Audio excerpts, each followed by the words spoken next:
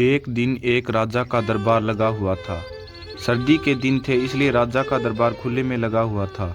राजा की सारी प्रजा सुबह की धूप में बैठी हुई थी। राजा के सिंहासन के सामने एक शाही मेज रखी हुई थी और उस पर कुछ कीमती चीजें भी रखी हुई थी। उस समय राजा के दरबार में एक व्यक्ति आया और उसने राजा से कहा कि मेरे पास दो वस्तु हैं और मैं हर राज्य के राजा के पास जाता हूँ और अपनी दोनों वस्तुओं को उनके सामने रखता हूँ, पर कोई भी उसे परख नहीं पाता है। मैं विजेता बनकर घूम रहा हूँ। अब मैं आपके राज्य में आया हूँ। राजा ने उसे थोड़ा और अपने करीब बुलाया और उनसे पूछा कि वो दो कौन सी वस्तुएं हैं। उस व्यक्ति ने वो दोनों वस्तुएं राजा के उस कीमती मेज पर रख दी।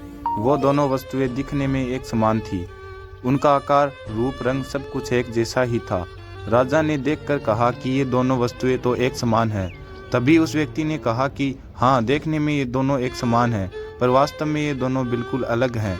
इनमें से एक बहुमूल्य हीरा है और दूसरा कांच का टुकड़ा है, लेकिन दोनों देखने में एक जैसी ही लगती हैं, इसलिए आज तक इन्हें कोई परख नहीं पाया है।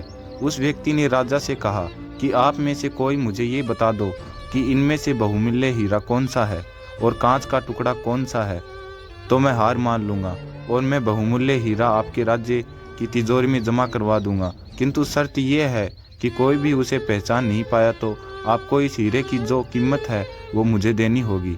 राजा ने कहा, मैं तो उसे नहीं परख पाऊंगा। राजा के जो मंत्री थे, वजीर थे, जो सभा में उपस्थित थे, वो सब ने उसे परखने से इनकार कर दिया, क्योंकि अगर किसी ने गलत उत्तर दिया तो उससे राजा का मान भंग हो जाएगा। कोई भी व्यक्ति उन दोनों वस्तुओं के बीच में क्या अंतर था वो परख ही नहीं पाया।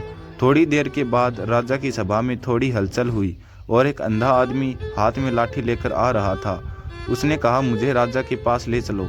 मैंने सारी बातें सुनी हैं और ये भी सुना है कि कोई भी उस दो वस्तुओं में से हीरा कौन सा है ये परख नहीं पाया है। आप मुझे भी एक अवसर दीजिए। एक आदमी के सहारे वो अंधा आदमी राजा के पास पहुंचा। उस अंधे आदमी ने राजा से कहा कि मैं तो जन्म से अंधा हूँ, पर फिर भी एक मौका लेना चाहता हूँ जिससे मैं भी एक बार अपनी बुद्धि को परख सकूं। हो सकता है मैं सफल भी हो जाऊं, और यदि मैं सफल ना हुआ तो आप तो पहले से ही हारे हुए हैं। राजा को लगा कि मुझे इसे एक अवसर देना चाहिए और उन्होंने उस व्यक्ति से कहा कि अच्छा ठीक है, मैं तुम्हें एक अवसर देता हूँ। उस अंधे आदमी को दोनों चीजें छुआ दी गई और उनसे पूछा गया कि इनमें से हीरा कौन सा है और कांच कौन सा है। उस अंधे आदमी ने एक क्षण में बता दिया कि ये हीरा है और ये कांच है।